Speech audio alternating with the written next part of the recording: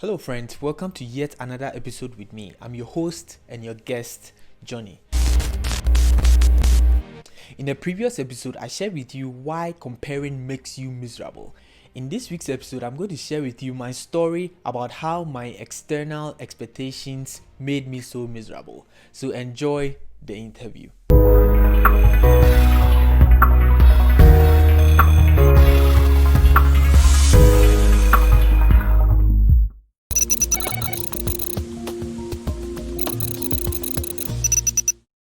2 months ago, I got into a ditch of disappointment and unproductivity. It all began few months after I launched my YouTube channel. When I launched my channel, I wasn't so emotional about the feedback with the views and the subscription that I was getting because I knew from the start that it's going to be very difficult in the beginning.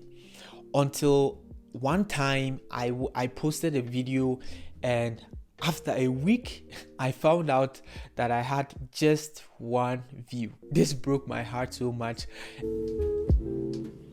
Then I began to think about all the time I spent in editing, sometimes staying late nights, sometimes being on my phone instead of being with the family and all that.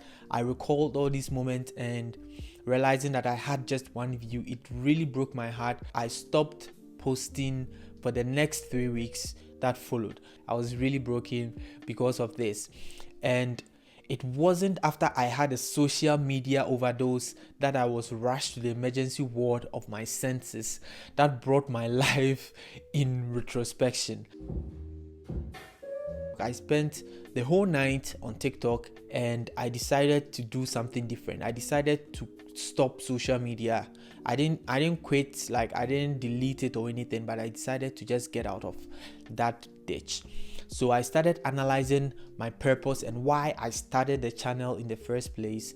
And I recall telling myself at one point that even if I had one person watching my video and getting something out of it, I was going to be aligned with my purpose.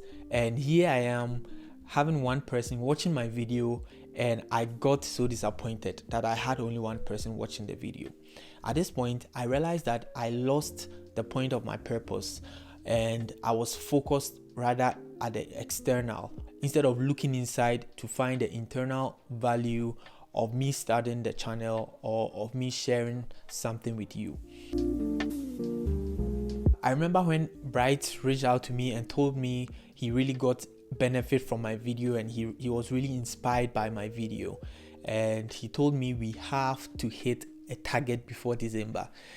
And it was at one side very inspirational for me. I was really inspired that someone else has acknowledged my video, because at that point I really felt like I have a lot to do. My video wasn't so good and all that, but if someone else says that, wow, this is great, and they love it even though it's not as good as I want it to be, then I was very much inspired, and I was very happy that he told me that. On the other hand, I also had in mind what got me into the ditch, and that was because I was trying to check the views and I was trying to monitor everything, and I was more on the external instead of focusing on the internal.